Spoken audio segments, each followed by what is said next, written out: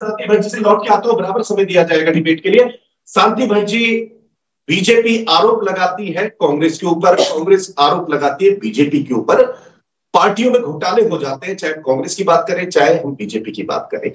क्या कारण है कि आपकी पार्टी में 3 विधायक आते हैं, 2 आते हैं, 1 आते हैं, करते करते शून्य पे रह जाते हैं, पार्टी फिर भी मौका देती है बीजेपी को, पार्टी फिर भी मौका देती है कांग्रेस को। अगर हम जनता जनार्दन की बात करते हैं, देवभूमि तपोभूमि के लोगों की बात करते हैं, निर्लिप्त योगेश्वर और संतृप्त देवेश्वर की भूमिका में रहने वाले यहाँ के लोगों की बात करते हैं, क्या कारण है कि यूकेडी सत्ता में नहीं आ पाए?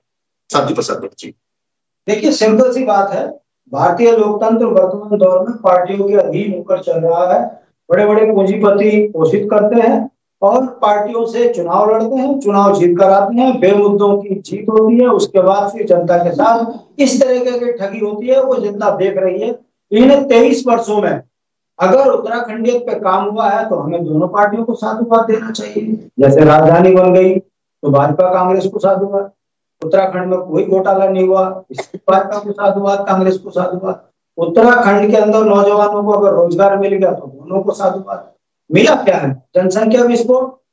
और दोनों पार्टियों के ऊपर राजनीतिक बेईमानी के, भ्रष्टाचार के आरोप लगे हैं। अखबार से लेकर कैग की रिपोर्ट विधानसभा में चीख चीख कर कहती है कि उत्तराखंडियत को खत्म करने में किसी पार्टी ने कोई कमी नहीं छोड़ी। अब आ जाइए, आज आपका जो अजय भट्ट जी का जो बयान है, मैं सिर्फ इतना कहूंगा कि भारतीय जनता पार्टी जैसी गरीब पार्टी जिनके पास कार्यालय नहीं, भारतीय जनता पार्टी प्रदेश से लेकर देश तक रोज कार्यक्रम करती है बिना पैसे के, चने खाकर। भारतीय जनता पार्टी के नेता पैदल पैदल दिल्ली बंबई रोज घूम रहे हैं। प्रधानमंत्री कार्यालय से लेकर केंद्रीय मंत्री सड़कों पे पैदल पैदल घूम रहे हैं, पैसा नहीं है, कटोरा लेकर घूमते हैं, तब जाकर इनकी पार्टी चल रही है। ये इतनी सदाचार की पार्टी है कि इनके यहाँ जो पार्टी में राष्ट्रीय पार्टी से आता है वो निहायत ही ईमानदार आता है। सारी पार्टी का पैसा राष्ट्रीय कोष में जमा करने के बाद जो वो बिल्कुल कटोरे में आता है, तब वो भारतीय जनता पार्टी उसको स्वच्छ करने के बाद अपनी पार्टी में शामिल करती है, मंत्री संतरी बनाती है।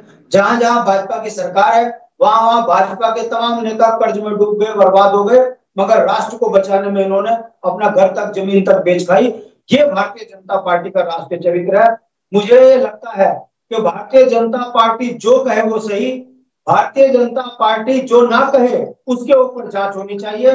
और अनुभव ये कहता है कि भारतीय जनता पार्टी जैसी ईमानदार पार्टी राष्ट्र में शायद ही कभी कोई दूसरी रही हो। यही कारण है कि जो भाजपा में जाता है वो ईमानदार हो जाता है और जो अन्य पार्टियों में खड़ा रहता है उसको गरियाने का काम, उसके घर के पैसों को झांकने का काम भाजपा का काम है। और जितना काला धन भारतीय जनता पार्टी के शासनकाल में पिछले 10 सालों में आया या उत्तराखंड में इन 13 सालों में, मैंने कैसा उदाहरण कहीं नहीं देखा। राजकोष भरे हैं, 85,000 करोड़ का कर्जा कांग्रेस ने करा दिया, भारतीय जनता पार्टी ने तो 2-3 लाख करोड़ का कर्जा माफ करा दिया उत्तराखंड में। इन्वेस्टमेंट की हालत आपने देख ली कि पिछली बार 1,85,000 करोड़ रुपया यहाँ इन्वेस्ट किया, लोकल लोगों ने काम ही नहीं किया, वो सारा पैसा बेकार हो गया, पेड़ में लग लग के खराब हो गया। आप 3 लाख करोड़ रुपए या फिर इन्वेस्ट करने की बात आ रहे, लोग बताओ, कांग्रेस वाले और विपक्ष के लोग कह रहे ये राजनीति कर रहे। अब ये 3 लाख करोड़ कम होते हैं, 6,000 एकड़ जमीन उत्तराखंड की उसमें विकास होगा, मगर आप जिताओ तो पहले। अभी इतने आश्वासन के बावजूद, इतनी ईमानदारी के साथ कह रहे, फिर भी लोगों को समझ में नहीं आ रहा। उत्तराखंड में हाकम जैसा ईमानदार युग पुरुष भारतीय जनता पार्टी के झंडे में रहकर फ्री में नौकरियां लोगों को दिलाई, रात रात ट्यूशन पढ़ाई, उसने बिजनौर में क्लासेस चलाई और कितने अच्छे लोगों को रोजगार दे दिया, फिर भी लोग समझ नहीं रहे। इतने इस राज्य के अंदर जितने नालायक थे उन्होंने बेरोजगार संघ बना दिया और भारतीय जनता पार्टी की सारी कैबिनेट मंत्री जाकर उनको पढ़ा रहे कि आप धरने प्रदर्शन मत करो, भाजपा में ज्वाइन आओ, तुम्हारे को हम उच्च शिक्षा में प्रोफेसर बना देंगे, असिस्टेंट प्रोफेसर बना देंगे, कोऑपरेटिव में लगा देंगे, संविदा में लगा देंगे। क्या रखा है ऐसे कांग्रेस की चरित्र में आकर कि आप जो है धरने प्रदर्शन कर रहे हो? तो ये भारतीय जनता पार्टी के शासनकाल में हो रहा है। पूरा चमन इस देश में है, पहाड़ में 9 लड़कों की शादियां नहीं हो रही तो वो नहीं। भारतीय जनता पार्टी तो बहुत कमाओ और खाओ, कमा खाने के लिए शायद यहाँ के लोकल लोगों को उतना अनुभव नहीं है, इसलिए शायद विपक्ष के लोग इनको गलत बोल रहे हैं।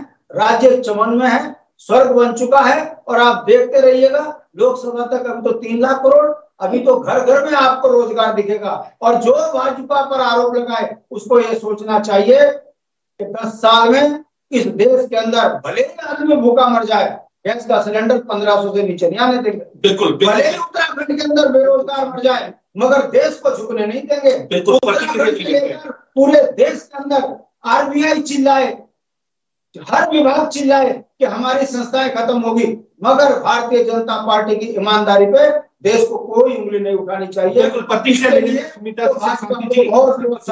आपके पास में सुनीता जी, आपने कहा कांग्रेस में घोटाले होते हैं, हम भाजपा कार्यकाल में यूटीआई घोटाले की बात कर लेते हैं, पेट्रोल पंप घोटाले की बात कर लेते हैं, केतन पारिक के देश छोड़ के जाने की बात कर लेते हैं, क्योंकि अभी बिल्कुल ये भी कहा गया है कि भारत में रहने के लिए आधार और भारत से बाहर रहने के लिए उधार, ये शांति भट्ट जी का कहना भी रहा है। लेकिन सुनीता जी, अगर बात करते हैं बैकडोर से विधानसभा में एंट्री हो जाना, क्या ये घोटाले की श्रेणी में नहीं आता? पटवारी जो प्रकरण है उसके पेपर लीक हो जाना, क्या ये सुशासन